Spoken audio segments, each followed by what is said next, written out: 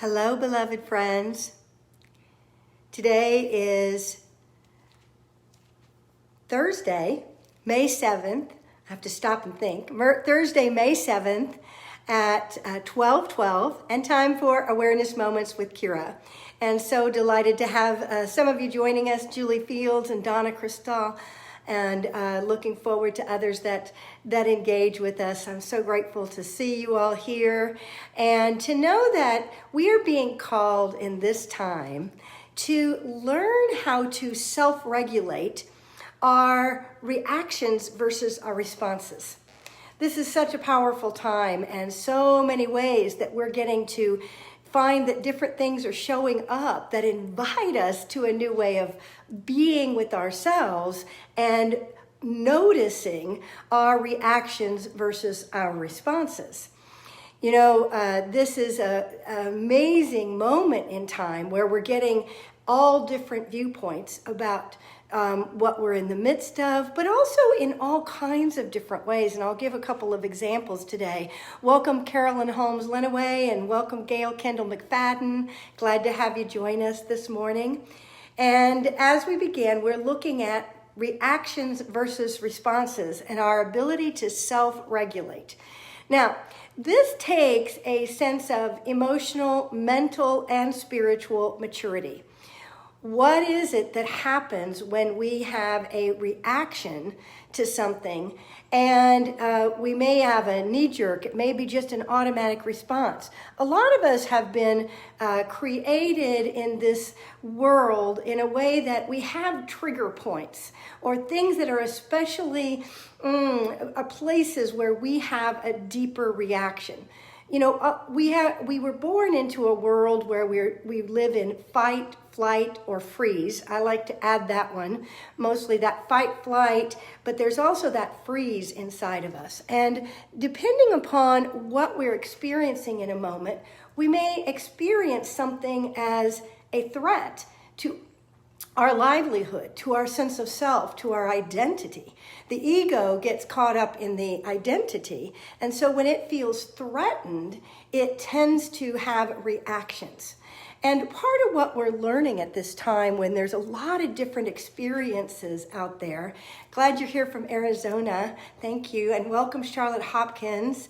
And as we go through these processes, a part of what we're learning is, where do I have unhealed places in me that feel a need to defend the self, which is, as we're told in A Course in Miracles and in any oneness teaching, is actually an illusion, and yet we have very established identity.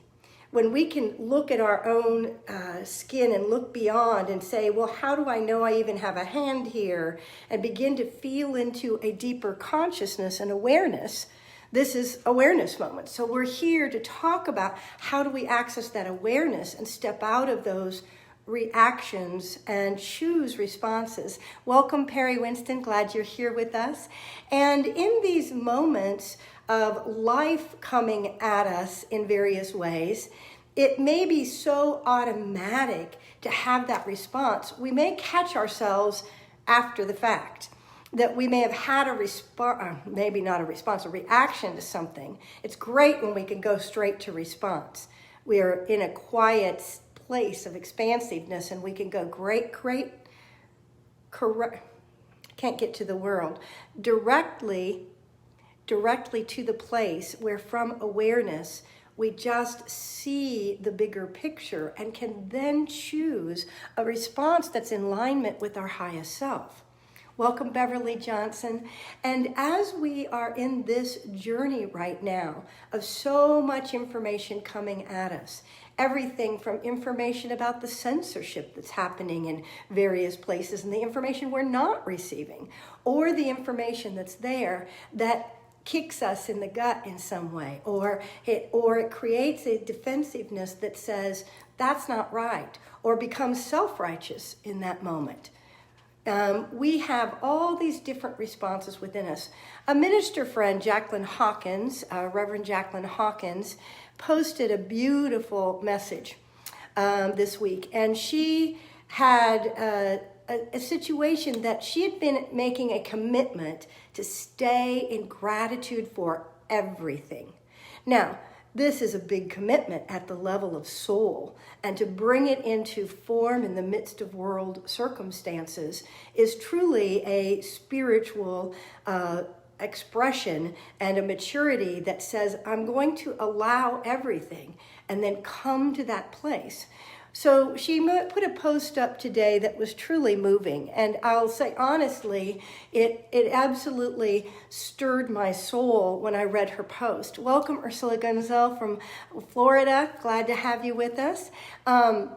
Is that in this process, that what happened for her is her son called and was absolutely in a rant about the loss of life of this young black male and the whole fear in his own being about, how this affects, and the anger and the frustration. And she realized, she listened and took it in and experienced all those, you can only imagine the myriad of feelings a mother must have about the safety of her child, when for no reason someone is suddenly murdered over the color of their skin. And when I read this, I wept. I wept. The tears just came flowing forth because I could feel the anguish of this in me. But what was so remarkable about Jackie's response to this is she acknowledged that she is in this moment of absolute commitment, absolutely being committed to gratitude for everything. This is a huge commitment, right? As you're facing injustice and experiences that threaten our own family and loved ones, or the feelings that we carry in not feeling safe in the world. See, we're all in the midst of this right now and having different ways that this defensiveness comes up. Welcome, George Powaznik. Glad you're here with us. In these moments of reaction possibility, to be able to pause and be clear about the choice for a response is very, very powerful.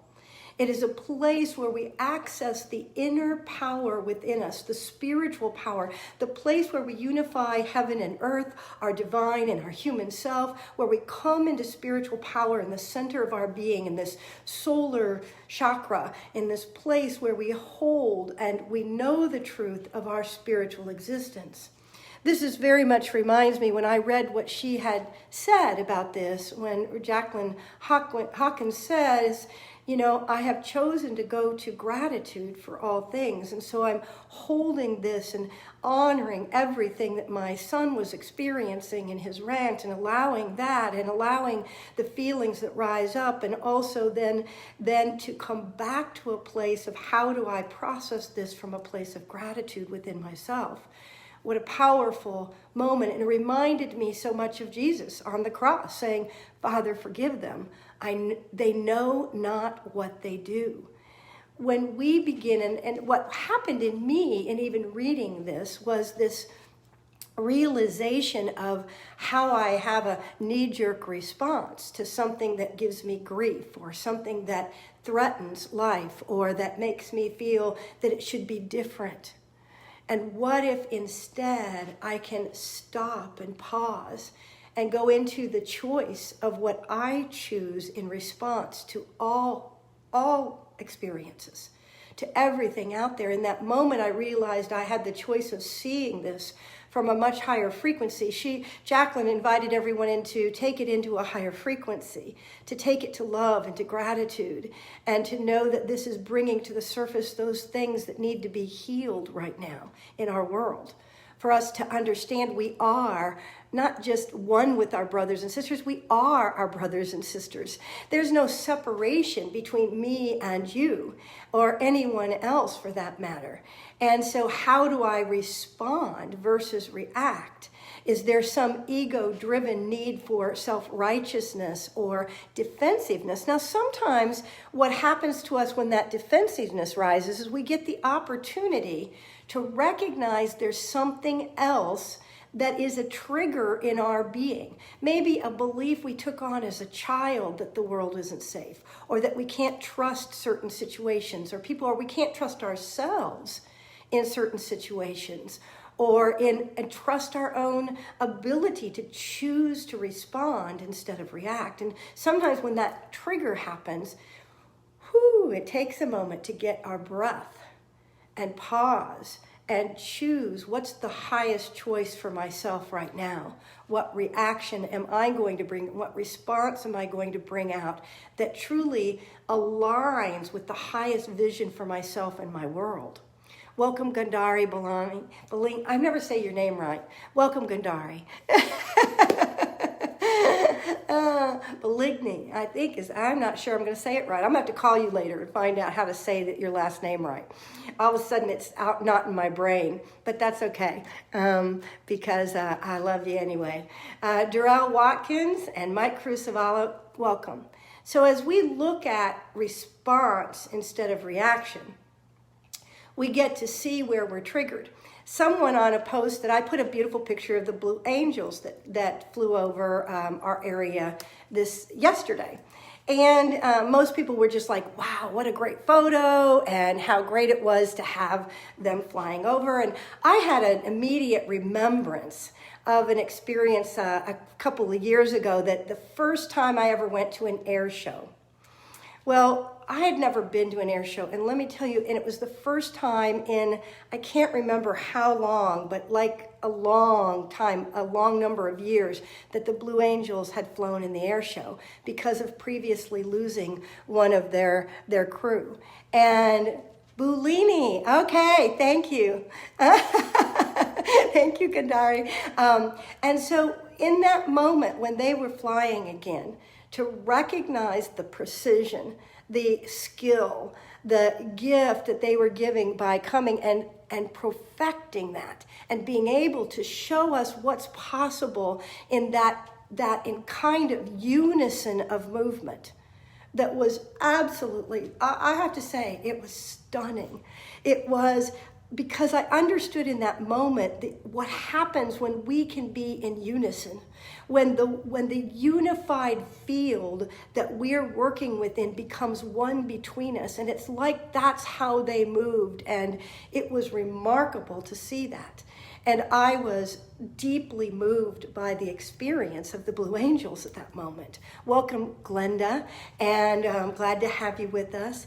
And in that moment, so I had posted this, and that's the experience that was in this photo for me, right? Was one of such beauty and magnificence. And others were like, oh, great photo, wow, And then someone came on and said, what a waste of resources. And I was stunned for a moment. And I thought, oh, well, I get to look at my reaction. Do I have the ability to pause and take in and embrace all ways of perceiving? A part of me stopped and went, well, that's the point. I hadn't thought of it that way, because I have a different experience when I see that is triggered by a memory, right? But is that any less valid, or is her viewpoint any less valid by saying, what a waste of resources?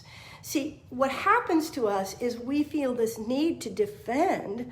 It's as if our livelihood, we feel, or our life itself is dependent upon my opinion being right, or being the only one that's accepted, rather than embracing all the different views and ways of being.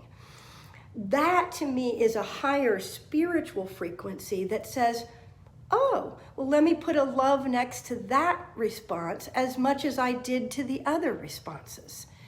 What is it to embrace every response as just another perspective of the oneness? Now, it's fascinating to do this and to begin to realize, oh, I have a particular reason that I have my response. Now, this one was a pretty easy one to look at, right? We're talking about the Blue Angels. We're talking, it's something that I don't necessarily have an emotional attachment to, per se. And I just want to say welcome to Baba Mahadev, to Sherry Martin. Thank you, and namaste. And so what is it to take that same consciousness and say, wow, yeah, I really get that she has a different view and every right to that perception. And wow, what if I embrace that into the all as well and choose a response that says, let me become curious. Let me open to the response that would be appropriate in the midst of something that is different than my own view, than my own initial reaction might be. Or reaction to that view, how do I then stop that reactiveness that is an ego that wants to be right, and it perpetuates separation as a result of that, instead of recognizing every view is part of the one. Every perspective, every being has a purpose on this planet. And their perception and their perspective is to be considered in the whole. I don't have to agree or disagree, but what if I can stop the reaction and notice if there's something in me that needs to be healed, that has a need to prove that I'm right? Is that where I get my value and my worthiness? Or do I know the truth of who and what I am? In this now moment, I want to invite you, it's more important than ever, to put the pause in before a response, to stop and look at the different viewpoints, consider them. It doesn't have to be right, wrong, good, bad. None of that matters. It's just another aspect of the whole, just like every person is a part of our oneness. And so as we embrace this time to respond instead of react, I think what will happen is maybe an expansiveness in the space, in the pause, that allows us to notice that desire to react. And it gives us a place to notice, where have I excluded something from my oneness? Where have I excluded and I perpetuate the separation consciousness on this planet by my need to be right, or my need to make someone else wrong because somehow that might invalidate something in me? We don't have to have either side be right, or either perception, or either perspective. They are just a part of the whole, and all deserve to be embraced.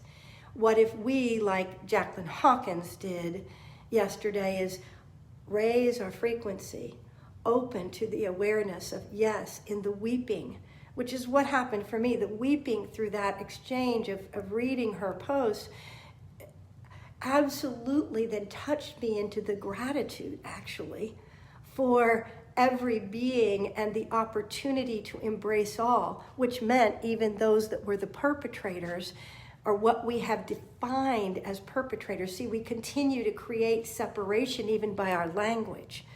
So the ability to honor every perception and perspective, this is a big spiritual opportunity, but one that is inviting us to continue to be more flexible, more awake and aware, and to move into that greater pause where we respond with our highest possible response. And what is that? It's always love. It's always gratitude. It's always awareness that brings forth a higher perception that we are one together here. Welcome, Christiana. Welcome. Glad to have you with us. So I invite you to notice in yourself where you're choosing to have a response instead of reaction, to place the pause and then choose what embraces the greatest, highest perception and frequency that just brings everyone into that loving embrace. God bless you, friends. Have a fabulous, fabulous day. See you tomorrow.